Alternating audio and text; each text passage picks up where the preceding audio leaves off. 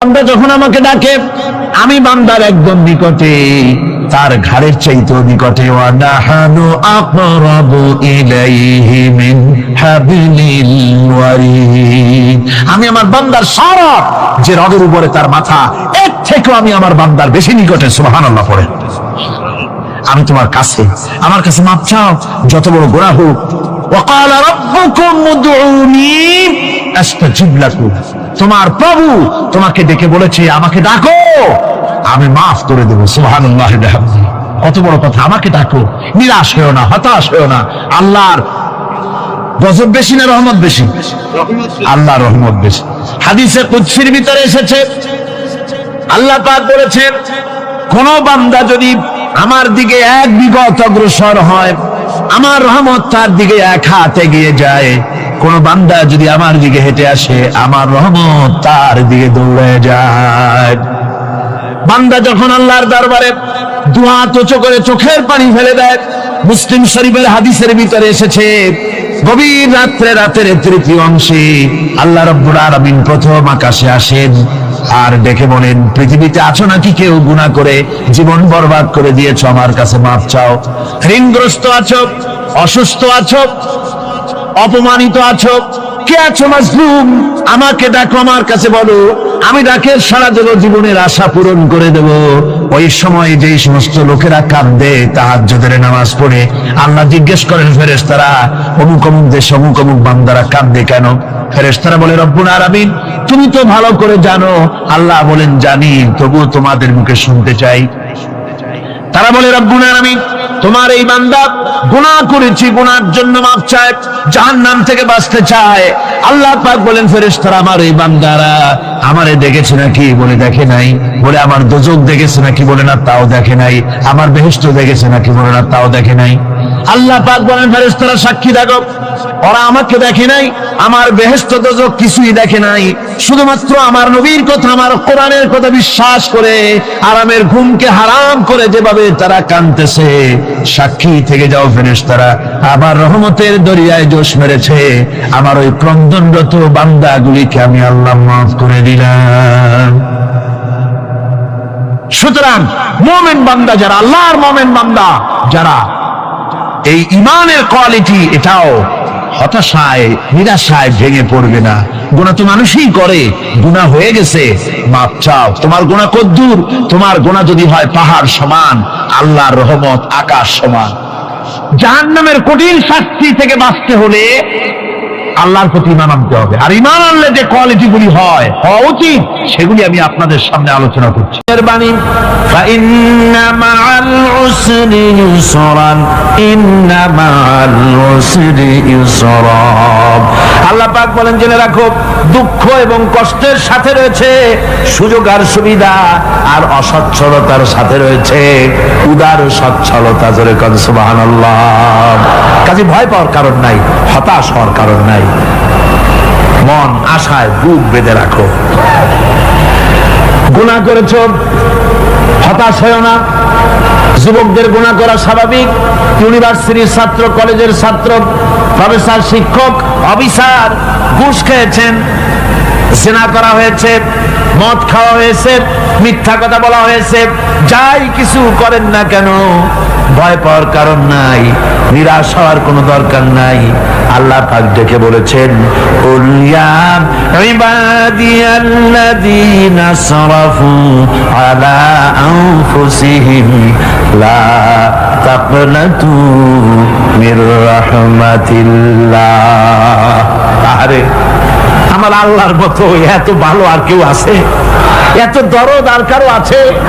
আমার আল্লাহ বলেন, ও নবী, আপনি শুনায় দেন, হে আল্লাহর বান্দারা, তোমরা যারা নিজেদের উপরে বাড়াবাড়ি করেছো, নিজেদের উপরে জুলুম করেছো, অত্যাচার করেছো, আমি আল্লাহর রহমত থেকে নিরাশ হয়ে যেও না। মানুষ যদি অপরাধ করে, বাপের সাথে অপরাধ করেছে, মায়ের সাথে অপরাধ করেছে, মা বাবা সন্তানের চাইতে এত বড় কল্যাণকামী তো আর কেউ নাই। কিন্তু মা বাবা কোনোদিন বলে না আয় আমার ছেলে তোরে মাফ করে দেই, এরকম বলে নাকি? মন চায় ছেলে যদি মাপ চাইতো খুশি হয়ে মাফ করে দিতাম, কিন্তু কেন যে আসে না, ডাকে না যে আয় মাফ করে দেই। মা বাপ আপনাকে এত ভালোবাসে, সেই মা বাপও আপনাকে বলে না যে আয় মাফ করে দেই। আমার আল্লাহ হচ্ছেন এমন আল্লাহ, আল্লাহ রাব্বুল আলামিন ডাকেন, এ বান্দা খুন করেছিস ফিরে আয়, জিনা করেছিস ফিরে আয়, হত্যা করেছিস ফিরে আয়, চুরি করেছিস ফিরে আয়, কুফরি করেছিস ফিরে আয়, সুদ খেয়েছিস, ঘুষ খেয়েছিস, মদ খেয়েছিস ফিরে আয়। এসে আমার দরবারে চোখের পানি ফেল, আমার দরবারে কাঁদাকাটি কর। ইন্নাল্লাহা ইয়াগফিরুয যুনুবা জামিআ ইন্নাহু হুয়াল গফুরুর রহিম।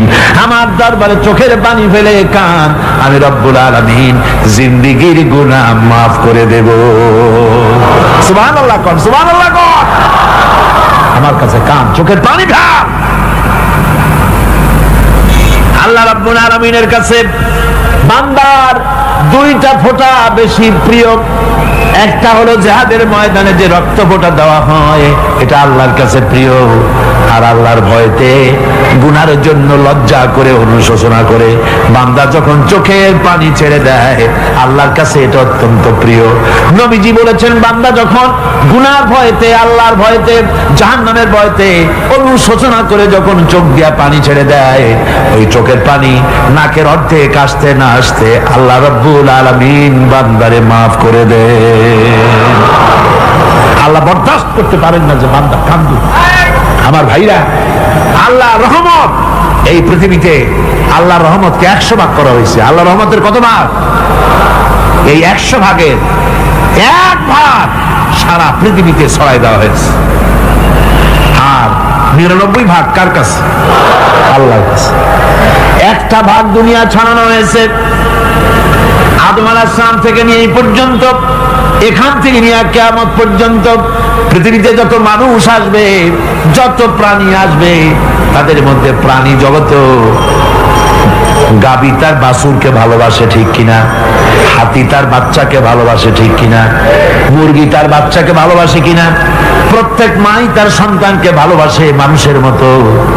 এই ভালোবাসা, স্নেহ, এই মমতা, এই করুণা, এই মহব্বত 1টা ভাগ দুনিয়ায় দেওয়ার পর আপনি আর আমি যতটুকুন ভাগে পেয়েছি, সেই মহব্বতে, স্ত্রীর মহব্বতে অস্থির, মায়ের মহব্বতে অস্থির, সন্তানের মহব্বতে অস্থির।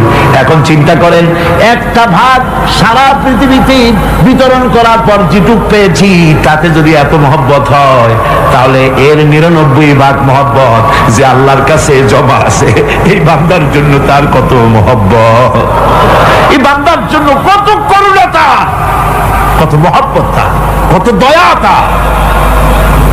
এজন্য আল্লাহ রাব্বুল আলামিন বলেছেন, নাব্বি ইবাদি আন্নী আনাল গফুরুর রহিম। আমার নবী সুসংবাদ দিয়ে দাও, বান্দাদেরকে শোনায় দাও যে আমি আল্লাহ তাআলা ক্ষমাশীল আর দয়াবান। হুজুর কাঁদতেছিলেন, হযরত ওমর রাদিয়াল্লাহু তাআলা আনহু এসে দেখেন হুজুর একা কাঁদতেছে। হুজুর জিজ্ঞেস করছেন, হযরত ওমর জিজ্ঞেস করলেন, হুজুর আপনি কাঁদেন কেন একা একা? হযরত ওমর বলেন, আমি যখন প্রশ্ন করলাম, নবীজি বললেন, আমার কাছে কিছু আগে জিবরাইল এসেছিলেন। জিবরাইল এসে আমাকে বললেন, আল্লাহ পাক বলেছেন, হে আমার নবী, ইসলামের ভিতরে থেকে যে সমস্ত মানুষগুলো ইসলামের ভিতরে থেকে চুল আর দাড়ি পাকায় দিছে, কিয়ামতের দিন এই লোকগুলারে আমি শাস্তি দিতে আমার শরম হবে। হযরত ওমর বলেন, হুজুর উম্মতের জন্য কত বড় খুশ খবর এটা, আর আপনি কাঁদতেছেন। হুজুর বলেন, ওমর তুমি জানো না, আমার কান্নার কারণ ভিন্ন। আমার কান্নার কারণ হলো যে আল্লাহ রাব্বুল আলামিন কিয়ামতের দিন দাড়ি চুল পাকা বান্দারে শাস্তি দিতে শরম করবেন। সেই দাড়ি চুল পাকা বান্দাগুলি আল্লাহর সাথে নাফরমানি করতে শরম করে না। আমি এই লজ্জায় কাঁদতেছি। ভাইরা, হুজুর, আল্লাহ পাক বলেন, ও আমার নবী, রাতের আধারে যখন একটা বুড়া আমার দরবারে হাত উঁচু করে, একটা বুড়া মানুষ রাতের আধারে যখন আমার দরবারে হাত উঁচু করে আর যখন বলতে থাকে রব্বুল আলামিন, আমার পেছনের জীবনটা বড় খারাপ করেছি, এমন কোন কাজ জীবনে করি নাই যা তোমার কাছে কিছু দাবি করতে পারি, সব রকমের নাফরমানি করেছি, আজ আমি বুড়া হয়ে গেছি, কামাই করতে পারি না, ছেলে আমাকে চোখে দেখতে পারে না, পুত্রবধূ আমাকে ঘরে জায়গা দেয় না, আমার স্ত্রী আমাকে দেখতে পারে না, রোজগার করতে পারি না, হাঁটতে পারি না, চলতে পারি না, সবার কাছে আমি তিতা হয়ে গেছি, আমি দাঁড়াতে পারি না, কোমরে ব্যথা পাই, হাঁটুতে ব্যথা পাই, চলতে পারি না, কানে শুনতে পাই না, চোখে দেখতে পারি না, আর তোমার কাছে কিছু চাইয়া নেব এমন ভালো কাজও করি নাই। এইভাবে যখন বান্দা কাঁদতে থাকে আমার দরবারে, ও আমার হাবিব আমার রহমতের দরিয়ায় জোশ মেরে যায়, আমার শরম হয় এই বুড়াটারে কেমনে খালি হাতে ফিরাইয়া দেই। সুবহানাল্লাহ, সুবহানাল্লাহ। আমার আল্লাহর এত দয়া, আমার আল্লাহর এত মায়া, এত মহব্বত। আমার আল্লাহ রাব্বুল আলামিন বলেন, ওয়াইদা সালাকা ইবাদি আন্নি ফাইন্নী করিব। আমার হাবিব, আমার বান্দা আমার ব্যাপারে প্রশ্ন করে, আমি বান্দার একদম নিকটে। কোরআন শরীফের ভিতরে যত জায়গায় রাসূলকে বলা হয়েছে সুয়ালের কথা, আপনাকে প্রশ্ন করা হয়, আল্লাহ তার জবাব কুল এই কথা বলে জবাব দিয়েছেন। যত জায়গায় সুয়াল এসেছে, যেমন কোরআনে কারীমের মধ্যে আল্লাহ পাক বলেন, ওয়ায়াসআলুনাকা আনিল মাহিদ, মেয়েদের হায়েজ সম্পর্কে জিজ্ঞাসা করা হয়, কুল হিয়া আযা, হে নবী আপনি বলুন। এভাবে করে কুল দিয়ে জবাব দেওয়া হচ্ছে। আবার প্রশ্ন করা হচ্ছে, ওয়ায়াসআলুনাকা আনিল আনফাল, এই গনিমতের মাল সম্পর্কে হুজুর আপনাকে, হে নবী আপনাকে প্রশ্ন করা হয়। আল্লাহ কুল দিয়া জবাব দিলেন, আল্লাহ বলেন আপনি বলেন। ওয়ায়াসআলুনাকা আনিল খামরি ওয়াল মাইসির, আল্লাহ পাক বলেন নবী আপনারে প্রশ্ন করা হয়, কুল ফীহিমা ইসমুন কাবীর, আল্লাহ কুল দিয়া বললেন তুমি বলো। আবার বলা হলো, ওয়ায়াসআলুনাকা আনিল আহিল্লা কুল হিয়া মাওয়াকিতু লিন্নাস, নবী আপনাকে প্রশ্ন করা হয় চাঁদের ক্রমবর্ধমান এবং ক্রমহ্রাস, এই যে বাড়ে আর কমে, পূর্ণিমা হয় অমাবস্যা হয়, কেন হয় আপনি বলুন। কুল, আপনি বলেন এটা আমি অর্থ এবং সময়, বছর আর দিন গণনা করার জন্য পৃথিবীবাসীদের জন্য বিনা পয়সায় একটা ক্যালেন্ডার বানাইয়া আকাশে ঝুলাই রেখেছি। এভাবে যত জায়গায় এসেছে আপনাকে প্রশ্ন করা হয়, তত জায়গায় আল্লাহ জবাব দিয়েছেন কুল আপনি বলেন। গোটা কোরআন শরীফের ভিতরে এই একটি মাত্র জায়গা যেখানে বলা হয়েছে আপনাকে প্রশ্ন করা হয়, আল্লাহ এখানে বলতে পারতেন কুল আপনি বলেন, আল্লাহ তোমাদের নিকটবর্তী, এভাবে জবাব হয় নাই। এটা কায়দাটা হলো এই, আল্লাহ বলতেছেন ওয়াইজা সালাকা ইবাদি, আমার নবী প্রশ্ন তো আমার বান্দারা আমার ব্যাপারে করেছে, এবার আপনার জবাবের কোনো দরকার নাই, প্রশ্ন আমার ব্যাপারে আমি নিজে জবাব দিয়ে দেই, ফাইন্নী করিব।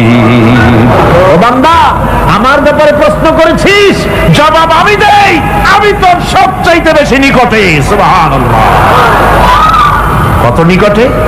ওয়ালাহানু আকরাবু ইলাইহি মিন হাবলিল ওয়ারিদ, তোর যে রব এই শাহরগের চাইতেও আমি তোর বেশি কাছে। সুবহানাল্লাহ, আমারে ডাক, আমারে ডাক, কলিজা দিয়া ডাক, অন্তর দিয়ে ডাক। মনের থেকে মানুষ যদি ডাকে, মুখের ডাক আর মনের ডাক এক জিনিস নয়। दिल से जो बात निकलती है असर रखती है पर नहीं मगर ताकते परवाज रखती है। দিল থেকে যে কথা বেরোয় তা প্রভাব বিস্তার করে, ডানা নাই কিন্তু ওড়ার ক্ষমতা রাখে। মনের কথাই ভিন্ন। মন থেকে, দিল থেকে, কলিজা থেকে, অন্তরের গভীর কন্দর থেকে মুহাব্বতের সাথে কেউ যদি একবার বলে আল্লাহ, বলেন আল্লাহ, আল্লাহ, আল্লাহ, আল্লাহ রাব্বুল আলামিন বলেন অন্তরের অন্তঃস্থল থেকে একটি বার যদি বান্দা বলেন আল্লাহ, আল্লাহ বলেন 70 বার সাড়া দিয়া জিজ্ঞেস করি বান্দা কি চাও, আমি তোমার কাছে আছি। সুবহানাল্লাহ, আমি তোর একদম কাছে, কি চাস বল, বল আমার কাছে। এমন দয়াবান, এমন মেহেরবান, এমন আল্লাহ আমাদের। সে আল্লাহ রাব্বুল আলামিন তিনি বলছেন وقال ربكم ادعوني استجب لكم, তোমাদের রব বলেছেন আমারে ডাকো, আমি আল্লাহ ডাকের সাড়া দিয়া দেব। সুবহানাল্লাহ। কারে ডাকতে হবে, কারে ডাকতে হবে? এই বিশাল জনসমুদ্র একযোগে চিল্লা কোন কারে ডাকতে হবে? কোন পীর সাহেবকে নয়, আল্লাহর কসম কোন খাজা বাবাকে নয়, ডাকতে হবে কারে? চিল্লা এখন কারে? ওয়াকালা রাব্বুকুম উদউনি, তোমার রব তোমাকে বলতেছে আমারে ডাকো, আস্তাজিব লাকুম, আমারে ডাকবে আমি সাড়া দিয়ে দেব। সুবহানাল্লাহ। আল্লাহকে ডাকেন, কি চাই আপনার বলেন, কি চাই? আল্লাহর কাছে চান, আল্লাহ দিয়ে দিবেন। দেওয়ার জায়গা আল্লাহর কাছে চাইবেন, আল্লাহ দিবেন। দেওয়ার জায়গা, চাওয়ার জায়গা হলো সেজদায় পড়ে যাবেন। আমার ভাইয়েরা জায়গাটা চিনায় দিলাম। মাজারে যাওয়া লাগবে না, কবরে যাওয়া লাগবে না, 2 রাকাত নামাজ পড়ে সেজদায় পড়ে গিয়া যত বিপদ আছে, মুসিবত আছে, সেজদার মধ্যে চোখের পানি ছেড়ে দেন আর কেন্দে কেন্দে জীবনের কথা বলেন। আল্লাহ রাব্বুল আলামিন আপনার আওয়াজ শুনবেন আর দোয়া কবুল করে নেবেন। কাঁদতে হবে আল্লাহর কাছে। কার কাছে? আল্লাহর কাছে। আর এরপরে সে যদি আমি আল্লাহর কাছে ক্ষমা চাই, সে আমি আল্লাহকে গফুর এবং রহিম হিসাবে পাবে। সুবহানাল্লাহ। আল্লাহকে গফুর এবং রহিম হিসাবে পাওয়া যাবে। সব আল্লাহকে বলতে হবে, গুনাহ মাফ চাইতে হবে। এই জন্য হুজুর সাল্লাল্লাহু আলাইহি ওয়াসাল্লাম দৈনিক 100 বার তওবা করতেন। কোন হাদিসে আছে 70 বার, কোন হাদিসে আছে 100 বার তওবা করতেন। নামাজের পরে তো প্রত্যেক নামাজই পড়তেন হুজুর, সালাম ফিরাতেন আর সাথে সাথে বলতেন আল্লাহু আকবার, আস্তাগফিরুল্লাহ, আস্তাগফিরুল্লাহ, আস্তাগফিরুল্লাহ। মনে থাকবে আপনাদের? মনে থাকবে? সালাম ফিরাইয়া কি বলবেন? না, সালাম ফিরাবার সাথে সাথে বলবেন আল্লাহু আকবার, তারপরে পড়বেন আস্তাগফিরুল্লাহ, আস্তাগফিরুল্লাহ, আস্তাগফিরুল্লাহ। তওবা করবেন, আল্লাহর কাছে সবসময় গুনাহ মাফ চাইতে থাকবেন, বিনীত থাকবেন। আল্লাহকে পাওয়া যাবে, তাকে রহিম হিসেবে পাওয়া যাবে। সুতরাং ঈমান বিল্লাহ, আল্লাহর প্রতি ঈমান আনলে পরে 4 নম্বরের যে উপকারটা হবে সেটা হলো হতাশায় ভুগবে না, নিরাশায় ভুগবে না, আশায় বুক বেঁধে উঠবে, ঈমান মজবুত হবে, আল্লাহর কাছে মানুষ বিনয়ী হয়ে যাবে। এবার 5 নম্বরের উপকার আমি বলছিলাম, ঈমান বিল্লাহ, আল্লাহর প্রতি ঈমান আনলে পরে অসংখ্য উপকার হয়, অসংখ্য বৈশিষ্ট্য আছে। এর 6টা উপকারের কথা আমি বলবো। কয়টা? অসংখ্য উপকারের ভিতরে প্রধান 6টি উপকারের কথা বলবো। এর বললাম কয়টা? 4টে বলছি। এবার বলো 5ম উপকারের কথা। আল্লাহর প্রতি আপনি পূর্ব পশ্চিমে কতবার মুখ ঘোরালেন, এটাই কিন্তু আপনার আসল সৎ কাজ নয়। আসল সৎ কাজ হলো আল্লাহর প্রতি ঈমান আনা। এই ঈমানের ব্যাপারে 3টা দিন আমরা পার করে দিলাম, এখনো কথা শেষ হয় নাই। আল্লাহর প্রতি ঈমান আনলে পরে যে উপকারটা হবে 5 নম্বরে, সেটা হলো কঠোর এবং কঠিন বিপদের ভিতরে বান্দার ভিতরে অবিচলতা এবং ধৈর্যের সৃষ্টি হয়ে যাবে। আলহামদুলিল্লাহ। কঠিন বিপদ মুসিবত আসতে পরে সে অবিচল থাকবে। সারা দুনিয়ার বিপদ আপদ, শত্রুতা, দুঃখ, কষ্ট, মুসিবত, জুলুম, নির্যাতন সবকিছু পাহাড়ের মতো উঁচু হয়ে তাকে ঘিরে ফেলবে, কিন্তু তাকে এক চুলও নাড়াতে পারবে না। আলহামদুলিল্লাহ। সারা পৃথিবী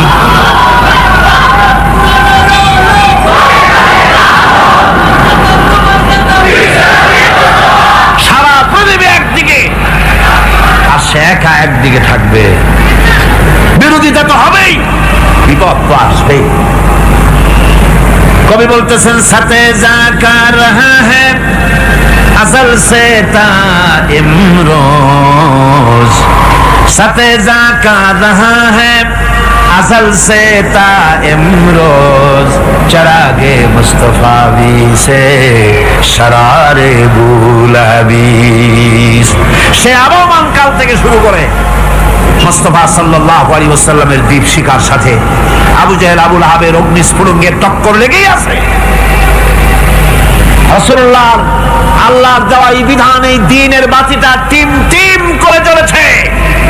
আর গোরকি টর্নেডো হাজার হাজার মাইল বেগে হেরিকেন এসেছে, গোরকি এসেছে, টর্নেডো এসেছে, টাইফুন এসেছে, কিন্তু এই আলো নিবাইতে পারে নাই। সুবহানাল্লাহ, এই আলো নিবাতে পারে নাই। এই শত্রুতা চিরকালের, নিবাতে পারবে না।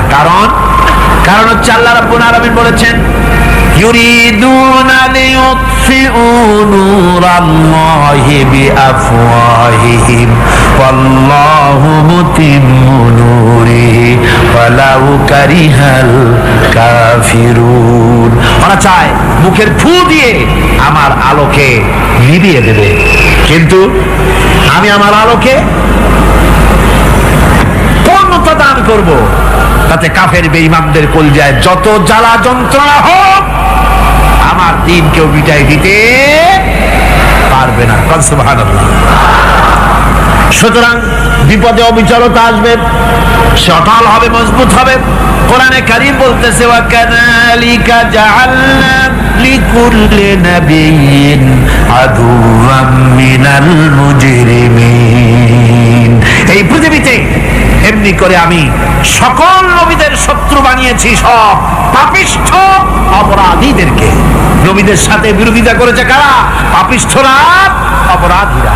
আজও খুঁজে দেখেন, আজও ইসলামী আন্দোলনের বিরোধিতা যারা করে সবগুলি কি পাপিষ্ঠ? সত্য কি না কর? ইসলামী আন্দোলনের বিরোধিতা যারা করে হিসাব করে চোখ দিয়ে তাকায় দেখেন, খুঁজে দেখেন তাদের নামগুলি। মদখোর, জেনাকার, বদমাশ, চোর, হাইজাকার, বেনামাজি, লুটেরা, মিথ্যাবাদী, সবচাইতে সমাজের নিকৃষ্ট লোকগুলি ইসলামের বিরুদ্ধে।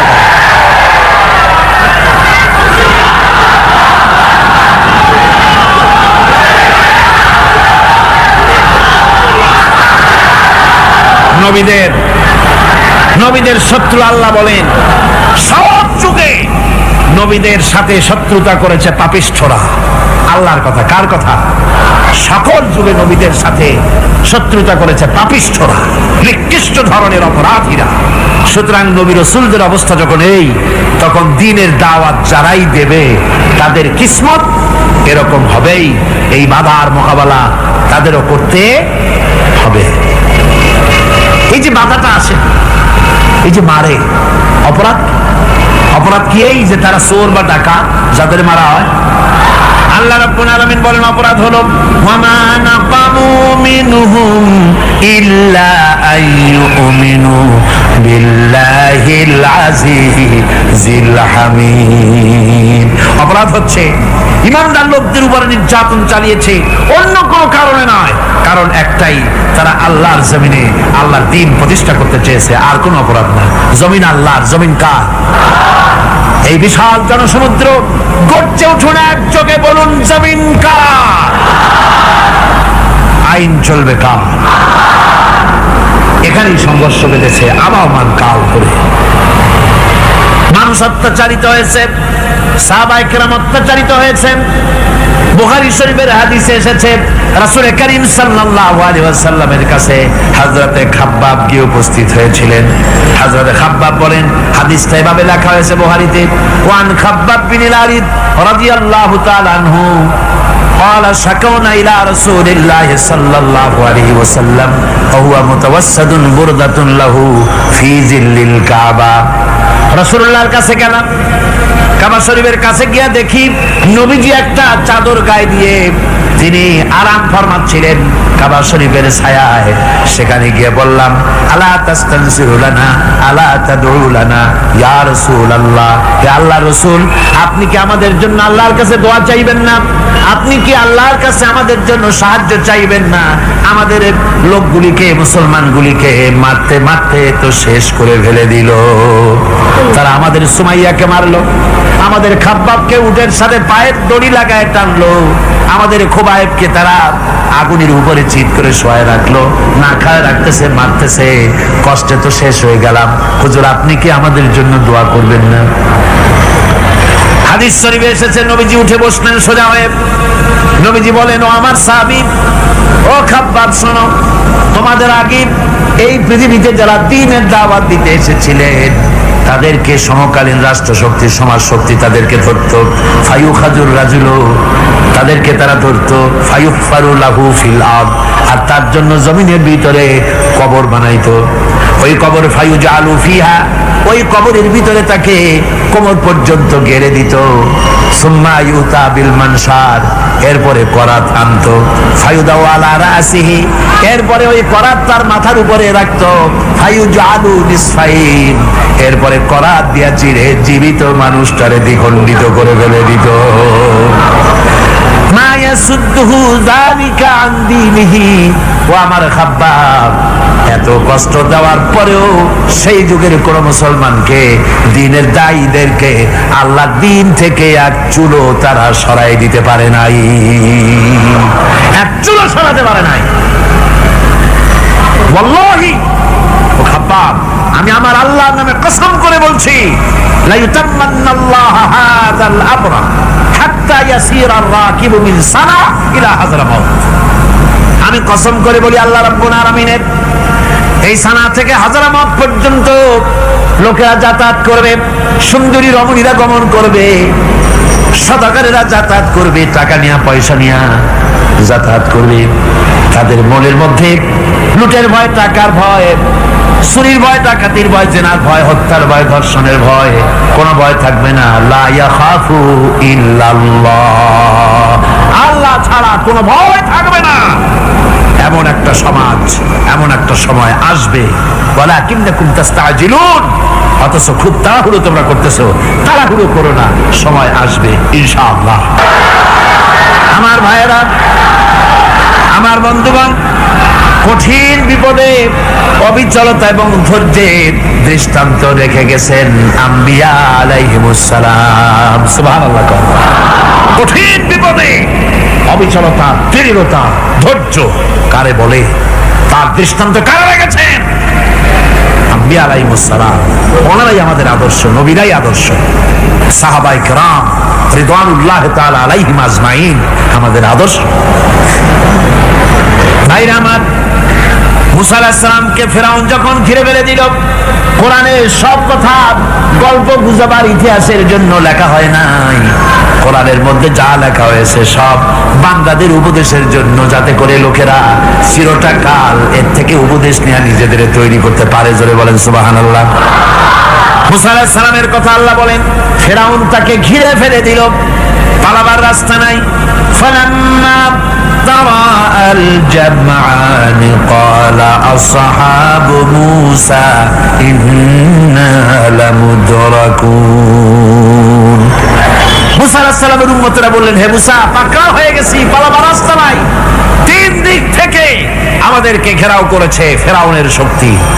সামনে কি? দরিয়া, আর তিন দিকে কি? ঘেরাও আন্দোলন। পালাবার পথ নেই, পালাবার পথ নাই। সারাশি আক্রমণ, ঘেরাও আন্দোলন। এই যে ঘেরাও টেরাও তো আজকে নতুন নাই, ঘেরাও আসছে অনেক আগের থেকে। আসলে কথা বুঝতে পেরেছি। মাইক না থাকলে আমি কি করবো কন? আজকে এরকম হচ্ছে কেন? আগামীকাল ঠিক হবে ইনশাআল্লাহ, রাগ করেন না। গান হচ্ছে, বসেন বসেন। শয়তান ঢুকছে মাইকের মধ্যে। অনেক সময় হয় কি, মাইকের হাই পাওয়ারের যে মেশিন আছে, এর ভিতরে ইথার থেকে রেডিওর ওই গানগুলি ওর মধ্যে ঢুকে পড়ে। কথা বুঝতে পেরেছেন? এই জন্য শয়তান তো আর বসে থাকে না, ওরও তো কিছু করার আছে। ধৈর্য ধরেন, ধৈর্য ধরেন। কালকে অপারেটরদেরকে মাওলানা শামসুদ্দিন সাহেবের কাছে অনুরোধ করব, অপারেটর একটু ভালো করে হেদায়েত করে দেবেন মাইকে। আজকে আমার নিজেরও কষ্ট হচ্ছে, আমিও বুঝতে পারছি না যে আমার কথাগুলি কি আওয়াজে বেরোচ্ছে, যার জন্য আমাকে বেশি চিল্লাইতে হচ্ছে। বক্তাকে কি লাউডে তার কথা বেরোচ্ছে তা তার কানে আসতে হয়, তাহলে বোঝা যায় যে আমার কথাগুলি কিভাবে বেরোচ্ছে। এটা এই অবস্থায় সিচুয়েশন আজকে নাই, এবং লোকেরাও মাইকের ব্যাপারে আজকে অভিযোগ করেছে যা বিগত 16 বছরে করে নাই। সেটের ব্যাপারে কোথাও কোনো অসুবিধা হয়েছে? মাইকটা ভালো, এবং মাইক যারা দেন প্রতি বছর খেদমত করে, আল্লাহ তাদের প্রতি রহম করুন, সবাই বলেন আমিন। এদেরকে রাগ করে পথে পাই আবার মারধর করেন না। সিলেটের যে তাফসীর মাহফিল হয়, বিগত 19 বছর তাফসীর করেছি একটানা, এবার 20 বছর পুরো হবে ইনশাআল্লাহ। সিলেটে একটানা 20 বছর তাফসীর করতেছি সেখানে। তো মাইক, একটা লোক বিনা পয়সায় মাইক দেয়, মাইকের ভাড়া সে নেয় না, তাফসীরের মাহফিলের মাইকের ভাড়া নেয় না। যে বছর এরশাদ সরকার আমাকে প্লেন থেকে নামতে দিল না, আপনাদের মনে আছে, সিলেট থেকে ফিরাই দিল। এই খবরটা মাইকম্যান যখন শুনেছে যে আমাকে নামতে দেয় নাই, ফিরাই দেওয়া হয়েছে, সাথে সাথে স্ট্রোক করেছে, হার্ট ফেল করে দুনিয়া থেকে বিদায় হয়ে গেছে। সিলেটে তাফসীর হতে পারবে না এই কথা সে বরদাস্ত করতে পারে না। আমি কেঁদেছি আর দোয়া করেছি, আল্লাহ কোরআনের মহব্বতের লোকটার এই অবস্থা হলো, তোমার জান্নাত তুমি দয়া করে তাকে দান করে দিও। কাজে কোনো ব্যবসায়ী চায় না যে তার ব্যবসাটা খারাপ হোক, লোকেরা মন্দ বলুক। এ মাইকের ব্যাপারে আপনারা আজকে রাগারাগ করেন না, যা হয়েছে কালকে ভালো হবে ইনশাআল্লাহ।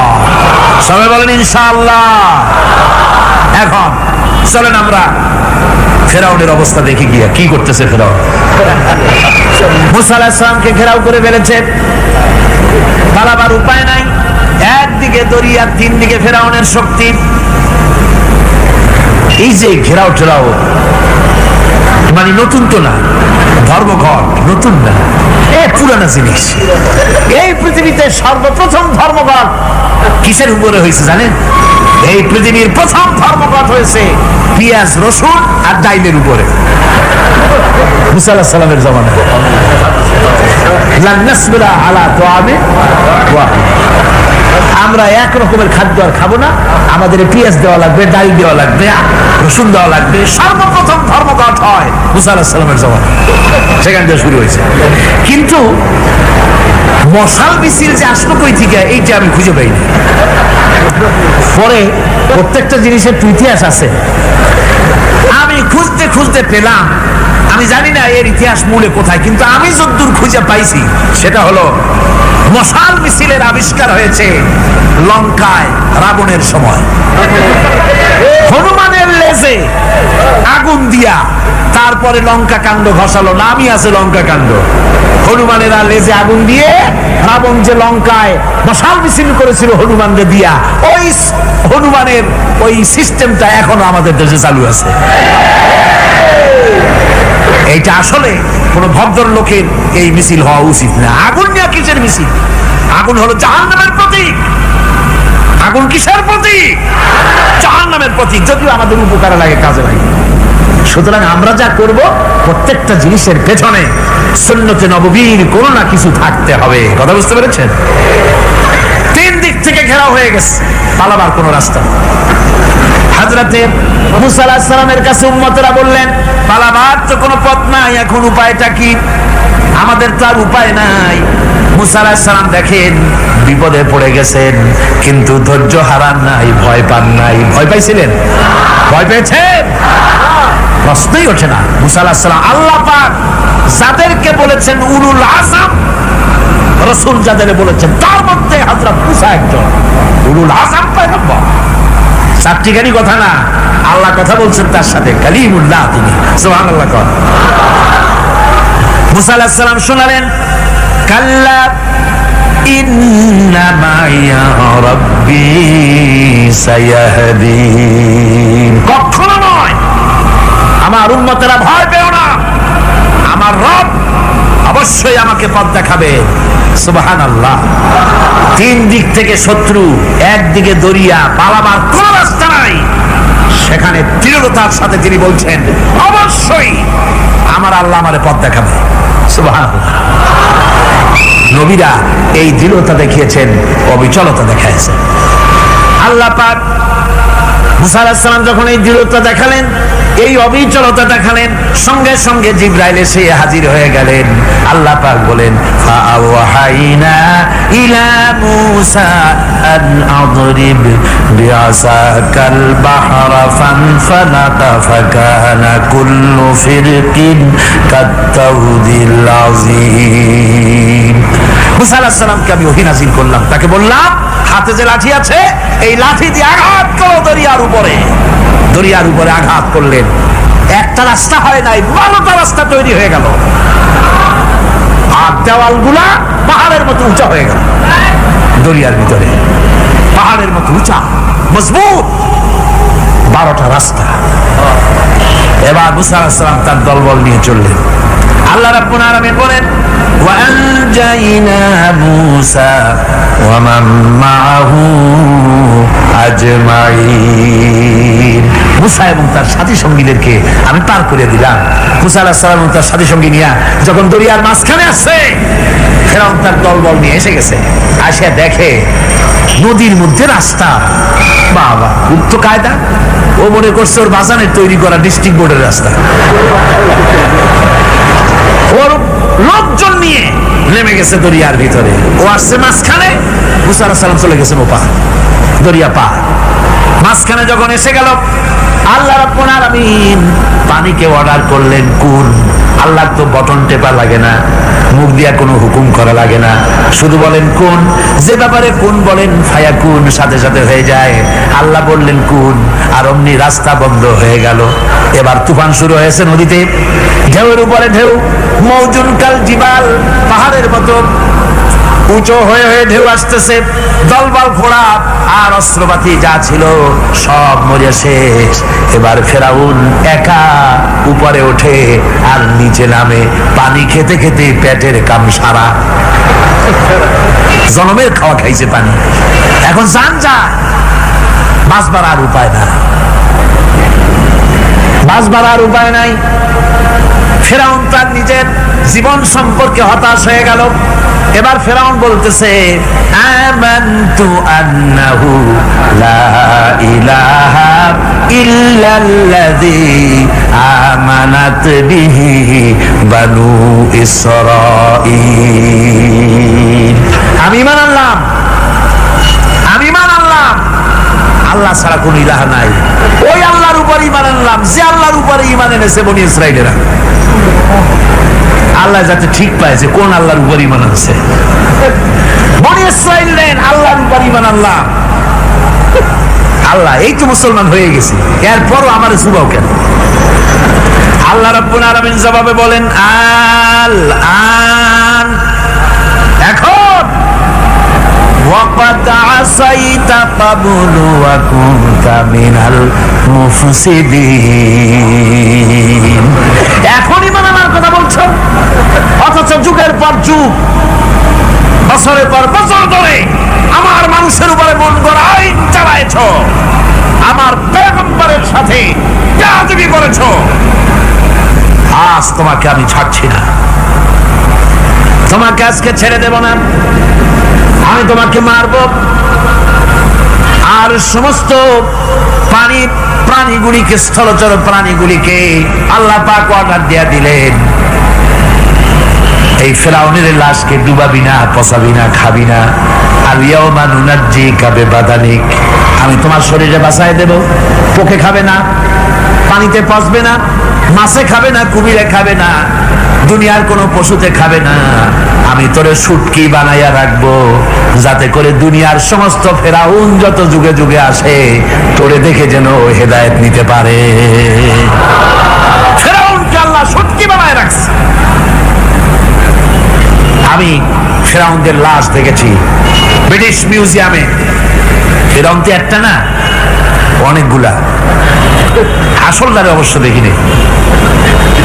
ব্রিটিশ মিউজিয়ামে ওই ফেরাউনগুলার লাশ যখন অসুবিধা হয়, মমিগুলি, তখন ইংল্যান্ডে নিয়ে যায় চিকিৎসা করাবার জন্য।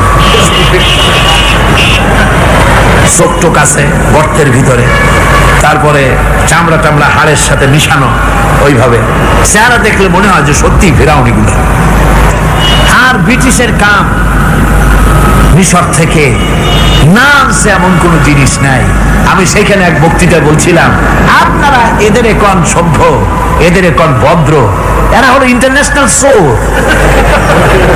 ওরা সারা দুনিয়া চুরি করেছে। লন্ডনে বক্তৃতা করেছি, সারাটা দুনিয়া চুরি করছে, আমাদের দেশকে শোষণ করেছে। এই বিশাল ভূভাগকে শোষণ করে ইংল্যান্ডের দ্বীপটাকে তারা সাজাইছে। তারা ময়ূর সিংহাসনের, শাহজাহানের ময়ূর সিংহাসনের ময়ূরের বাম চোখে কোহিনূর মণি লাগাইছিলেন, শাহজাহান ময়ূরের ডান চোখে কোহিনূর মণি লাগায় নাই। কোহিনূর মণির অনেক দাম, আমি দেখে এসেছি মণি, এখন সেটা কুইন এলিজাবেথের মুকুটের শোভা পাচ্ছে। সেই মণি এমনি বলে প্রবাদে 7 রাজার ধন 1 মাণিক্য, বলেন এরকম অনেক দাম। শাহজাহান দেখালেন, আমি মুসলমান, আমার কাছে এটার দাম নাই, এই জন্য ময়ূরের ডান চোখে লাগালাম না, বাম চোখে লাগাই দিলাম। এইটারে চুরি করছে। তারপরে মিশর থেকে, মিশরের মমি চুরি করেছে, জুতা চুরি করছে, ছাতি চুরি করছে, পিসা চুরি করেছে। আমি বললাম এগুলা কি ভদ্রলোক নাকি? আর জুতা চোর, পিসা চোর, লাঠি চোর সব চুরি করছে। যাই দেখেন ব্রিটিশ মিউজিয়ামের মধ্যে সব দুনিয়া চুরি করা জিনিস নিয়ে তারা মানুষকে দেখাইয়া পয়সা অর্জন করছে। টিপু সুলতানের তরবারিটা পর্যন্ত চুরি করেছে। আজও পর্যন্ত ব্রিটিশ মিউজিয়ামে টিপু সুলতানের তরবারিটা আছে, আমি তরবারিটা দেখে এসেছি। আমার বন্ধুগণ, বলতেছিলাম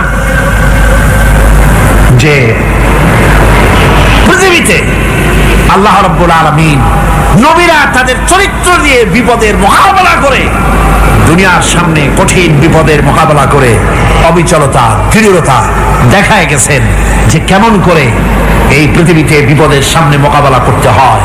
ধৈর্য ধরতে হবে, বিপদ আসবে পাহাড় সমান হয়ে, আপনাকে ধৈর্য ধারণ করতে হবে সেভাবে বুক বেঁধে।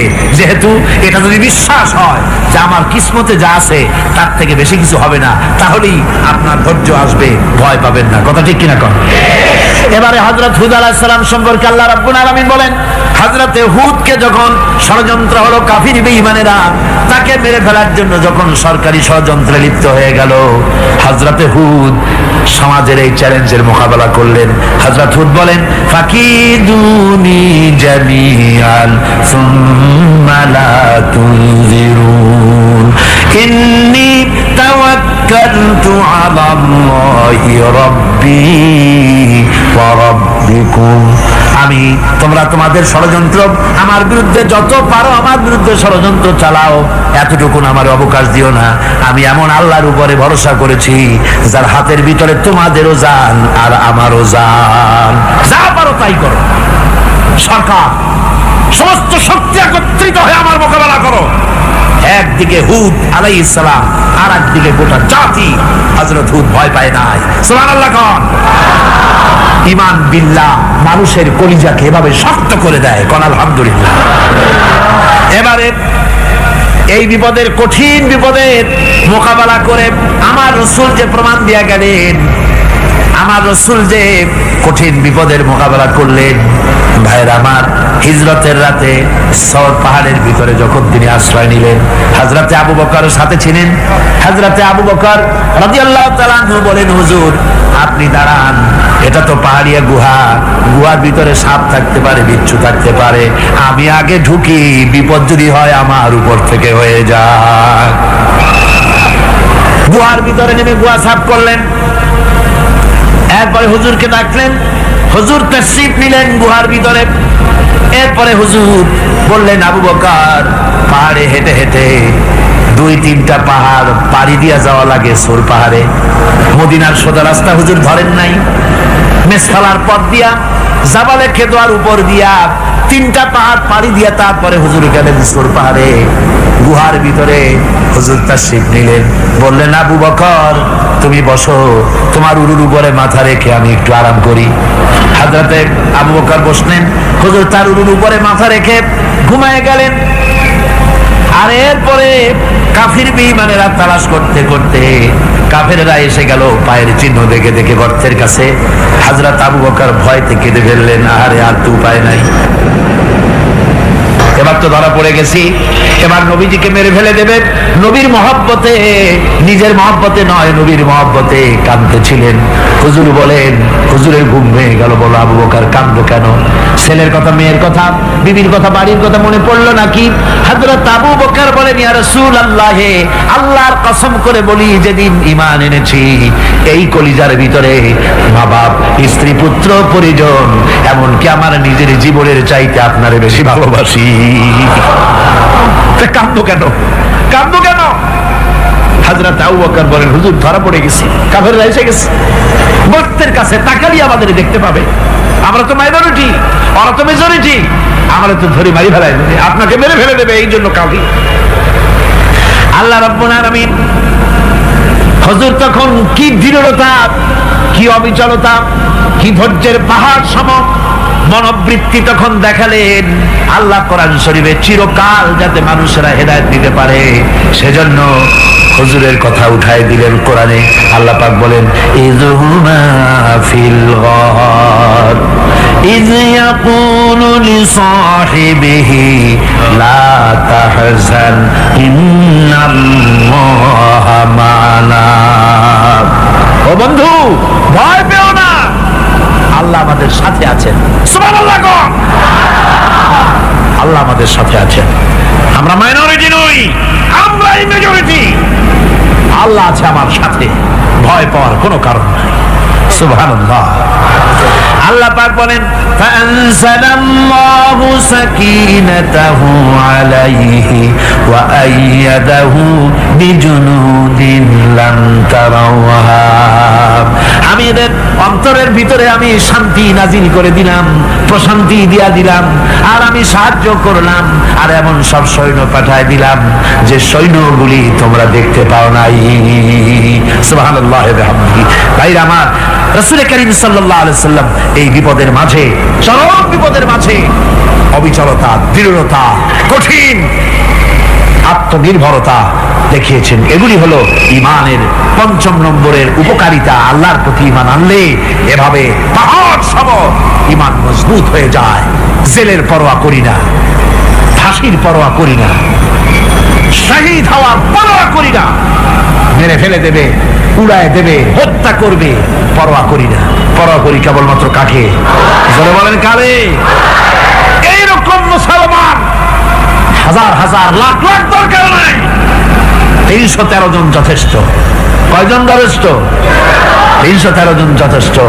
বদরে যারা জান দিয়ে, মাল দিয়ে দিনকে প্রতিষ্ঠিত করেছিলেন, এরকম ৩১৩ জনই যথেষ্ট ছিল। এই দৃঢ়তা, এই অবিচলতা, এই ঈমান, এই ধৈর্য শিক্ষা দেয়, এই উপকার করে ঈমান বিল্লাহ। আল্লাহর প্রতি ঈমান আনলে এভাবে পাহাড়ের মতো শক্ত হয়ে যায় কলিজা। কোন আলহামদুলিল্লাহ। আমার বন্ধুগণ, এবার আমি বলবো সর্বশেষ উপকারের কথাটা বলি, মোনাজাত ছেড়ে দেব। কয়টার কথা বলছিলাম? উপকার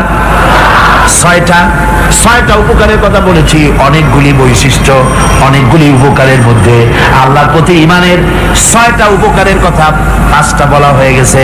এবার ৬ষ্ঠ নম্বর এবং শেষ নম্বর, এটা হচ্ছে আল্লাহর প্রতি ঈমান আনলে পরে তার দ্বারা সবচাইতে বেশি ফায়দা পায় সমাজ এবং রাষ্ট্র। কোন আলহামদুলিল্লাহ, কোন আলহামদুলিল্লাহ। আল্লাহর প্রতি ঈমানের দ্বারা নৈতিক সংশোধন হয় এবং রাষ্ট্র আর সমাজ সবচাইতে বেশি উপকৃত হয়। কারণ হলো ঈমানদার ব্যক্তি আল্লাহর প্রতি যে ঈমান এনেছে, তার মনের মধ্যে ধারণা এটা হয়, আমার কোনো কাজ তো গোপন থাকে না। ইন্নাল্লাহা লা ইয়াখফা আলাইহি শাইউন ফিল আরদি ওয়ালা ফিস সামা। আল্লাহর কাছে গোপন বলতে কিছু নাই, আকাশেও নাই, জমিনেও নাই, কোনো কিছু গোপন নাই। সুতরাং আমি যা করি সব আল্লাহ দেখেন এবং শোনেন। এমনকি মানুষ যে কল্পনা করে, সে কল্পনাও আল্লাহ টের পায় না, নাকি? টের পায় কিনা? ওয়া ইন তুবদু মিন আনফুসিকুম আও তুখফুহু ইউহাসিবুকুম বিহিল্লাহ। মনের ভিতরে যে কল্পনা করো, আল্লাহ পাক বলেন এই কল্পনারও হিসাব আমি রব্বুল আলামিন তোমার কাছ থেকে নেব। ফায়ুআযযিবু মান ইয়াশাউ, যারে খুশি শাস্তি দেব, আর যারে খুশি আমি মাফ করে দেব। জোরে বলেন সুবহানাল্লাহ। ফায়াগফিরু লিমান ইয়াশা ওয়া ইউআযযিবু মান ইয়াশা, যারে খুশি মাফ করব, যারে খুশি শাস্তি দেব, কল্পনারও হিসাব নেব। এই কথা মুমিনের যদি জানা থাকে তাহলে আর তার কোনো চিন্তা থাকে না, তার নৈতিক চরিত্র ভালো হয়ে যায়। কোন সুবহানাল্লাহ। আমার বন্ধুগণ, ইমানদার লোক, আল্লাহর প্রতি ইমান আসলে পরে সমাজ উপকৃত হয়, রাষ্ট্র উপকৃত হয়ে যায়। যেহেতু বান্দা জানে আমি দায়িত্বহীন কোনো কথা বলতে পারবো না, দায়িত্বহীন কোনো কাজ করতে পারবো না। আল্লাহ পাক বলেছেন, মা ইয়ালফিযু মিন কাউলিন ইল্লা লাদাইহি রাকীবুন আতীদ। বান্দা এমন কোনো কথা বলে না যে কথা আমার ফেরেশতারা রেকর্ড করে না রাখে। কাজী মুমিন ব্যক্তি আল্লাহর ভয়তে দায়িত্বহীন কথা বলবে না। নির্বাচন আসতে পরে রাস্তা সোনা দিয়ে বান্দায় দেব, এই করব সেই করব, না খাইয়া কেউ মরবেন না। আসে না নির্বাচনের সময় সারাগালি বদনারা মঞ্চে দাঁড়িয়ে কত বড় বক্তৃতা করে, ভাইয়ের আমার, বোনের আমার, এবার আমার বোতল মার্কা বাক্স, আপনারা আমাকে ভোট দিয়ে দেশ এবং জাতির আরেকবার 12:30 বাজাইবার সুযোগ দিন। এবার ক্ষমতায় গেলে কেউ না খাইয়া মরবেন না, কিন্তু কি খাইয়া মরবে তাও বলে না। এর মারফতি অর্থ হচ্ছে এই, ওরা যদি ক্ষমতায় যেতে পারে তাহলে বিষ খাইয়া হোক, গুলি খাইয়া হোক, কিছু না কিছু খেয়ে মরতে হবে। একেবারে খালি পেটে মরলে গ্যাস্ট্রিক হওয়ার সম্ভাবনা আছে। ঈমান বিল্লাহ যদি না থাকে, আল্লাহর ভয় যদি না থাকে, তাহলে দায়িত্বহীন কথা বলে। আর আল্লাহর ভয় যদি থাকে তাহলে নৈতিকতার সংশোধন হয়ে যায়, দায়িত্বপূর্ণ কথা বলে, মানুষকে ফাঁকি দেয় না। আমার বন্ধুগণ, আল্লাহ রাব্বুল আলামিন তার বান্দা যারা আল্লাহকে ভয় করে, সেই ভয় করা বান্দাগুলির মনের মধ্যেই চিন্তা এসে যায়, আমি যেখানে থাকি না কেন আল্লাহ আমাকে দেখতেছেন, শুনতেছেন। রাতে হোক দিনে হোক যেখানে আছি আল্লাহ আমারে দেখতেছেন। আল্লাহ পাক বলতেছেন, ওয়া হুয়া মাআহুম ইয ইউবাইতুনা মা লা ইয়ারদা মিনাল কাওলি ওয়া কানা আল্লাহু বিমা ইয়ামালুনা মুহীতা। আল্লাহ পাক বলেন, আমি তো আমার বান্দার নিকটে তখনও থাকি যখন সে গোপনে গোপনে রাতের বেলায় আমার মর্জির খেলাফ পরামর্শ করে। আমার মর্জির খেলাফ পরামর্শ করতেছে রাত্রে, আমি তো তখনও কাছে থাকি, ওটা আমি শুনি। ইমাম যদি আসে তাহলে এই সব কাজ থেকে সে বিরত থাকে। সে যদি কম হয় সেখানেও আল্লাহ, বেশিও যদি হয় সেখানেও আল্লাহ। এমন কোন জায়গা আছে নাকি চিটাগংয়ে যেখানে আপনি একটা আকাম করবেন আর আল্লাহ টের পাবে না? কোন আছে নাকি? আচ্ছা, চট্টগ্রামে না থাকুক, বাংলাদেশের কোন জায়গা আছে নাকি? পার্বত্য চট্টগ্রামে যত পাহাড় আছে, উঁচু নিচে জায়গা আছে, ওই জায়গায় বোধহয় আছে নাকি? সারা পৃথিবীতে আছে কোথাও? আল্লাহকে ফাঁকি দেওয়ার জায়গা কোথাও? সব স্পষ্ট। আল্লাহ কি ঘুমায় নাকি? ঘুমায়? তার কাছে দিনও যায়, রাতও যায়। সমানে তিনি দেখতে পান, শুনতে পান, সবকিছু দেখতে পান, সবকিছু শুনতে পান। তাকে ফাঁকি দেওয়ার কোনো উপায় না। এই জন্য ৬০ নম্বরের উপকার যেটা হয় সেটা হলো সমাজ উপকৃত হয় ওই মানুষ দিয়ে যার মধ্যে ঈমান আছে। হযরত ওমর রাদিয়াল্লাহু তাআলা আনহু রাতের আধারে শেষ রাত্রে ঘুরতে ছিলেন, দেখেন এক বাড়িতে কথা হচ্ছে, কথাবার্তার আওয়াজ পাওয়া যায়। মনে করলেন কোনো অসুখ বিসুখ নাকি। ঘরে গিয়ে কান পাচ্ছেন দেওয়ালের সাথে, শুনতে পাচ্ছেন ভিতরে বুড়ি মা তার মেয়েকে বলছে, এই মেয়ে ওঠ, উঠের দুধ দোয়াই নিয়ে আসছি, এর মধ্যে পানি মিশা, তারপর সকালে বাজারে নিয়ে যা। মেয়ে বলছে, মা এই কামটা আমি পারবো না। কেন পারবি না? হযরত ওমর ফরমান জারি করেছেন, দুধে পানি মিশাতে নিষেধ করেছেন, কাজে এই কাজটা আমি পারবো না। আরে বেটি, আমিরুল মুমিনিন দেখ এখন কোথায় যায়, ঘুমায় আছে, সে কি দেখতেছে নাকি যে পানি মিশাই না কি মিশাই? মেয়ে বলতেছে, মা আমিরুল মুমিনিনকে ফাঁকি দেওয়া যেতে পারে, তার পুলিশ বাহিনীকে ফাঁকি দেওয়া যেতে পারে, কিন্তু আল্লাহ রাব্বুল আলামিনের চোখকে ফাঁকি দেওয়া যাবে না। হযরত ওমর এই কথা শুনে বাড়ি চলে গেলেন, আর নিজের ছেলেকে ডেকে বললেন, ছেলে আমার, অমুক জায়গায় একটা বাড়ি আছে, সেখানে একটা যুবতী মেয়ে আছে, ওই মেয়েটার বিয়ে হয়েছে কিনা শোনো, যদি বিবাহ না হয়ে থাকে তুমি তোমার নিজের বিয়ের প্রস্তাব দাও। আমিরুল মুমিনিন এই মেয়েটা সুন্দরী কেমন, স্বাস্থ্য কেমন কিছুই দেখলেন না, দেখলেন তাকওয়া। কি দেখলেন? আল্লাহর ভয়। আল্লাহর ভয় যখন একটা জাতির মধ্যে আসে, পুলিশ লাগে না, পুলিশের কাজ কমে যায়। ربنا ظلمنا أنفسنا وإن لم تغفر لنا وترحمنا لنكونن من الخاسرين ربنا لا تزغ قلوبنا بعد إذ هديتنا وهب لنا من لدنك رحمة إنك أنت الوهاب أي الله تعالى হাজার হাজার মুসলমান নরনারী ঠান্ডাকে উপেক্ষা করে তোমার দ্বীনের কথা শোনার জন্য, কোরআনে কারীমের কথা শোনার জন্য এই মাঠে এসে হাজির হয়েছে। আল্লাহ তুমি দয়া করে মেহেরবানি করে আলোচনার সওয়াবটুকু হুজুরে নূর সাল্লাল্লাহু আলাইহি ওয়াসাল্লামের রূহ মুবারকে পৌঁছে দাও। রব্বুল আলামিন আমাদের মধ্য থেকে তাদের মা বাপ দুনিয়া থেকে জন্মের মতো বিদায় হয়ে গেছে। আল্লাহ কবরে যদি আযাব থাকে দয়া করে আযাব মাফ করে দাও। আল্লাহ আমাদের মা বাপের উপরে তোমার রহমত নাজিল করো। রব্বিরহামহুমা কামা রাব্বায়ানি সগীরা রব্বিরহামহুমা কামা রাব্বায়ানি সগীরা। আল্লাহ রব্বুল আলামিন এই মাহফিলে যত লোক আছি আমরা, কার কোন ব্যাধি আছে, রোগ আছে, আমরা তুমি ভালো করে জানো। আমাদের প্রত্যেকের ব্যাধিকে তুমি শিফায়ে আজরা দান করে দাও। اللهم حبب إلينا الإيمان وزينه في قلوبنا وكره إلينا الكفر والفسوق والعصيان واجعلنا من الراشدين ربنا تقبل منا إنك أنت السميع العليم وتب علينا إنك أنت التواب الرحيم سبحان ربك رب العزة عما يصفون وسلام على المرسلين الحمد لله رب العالمين واجعل آخر كلمتنا عند الموت لا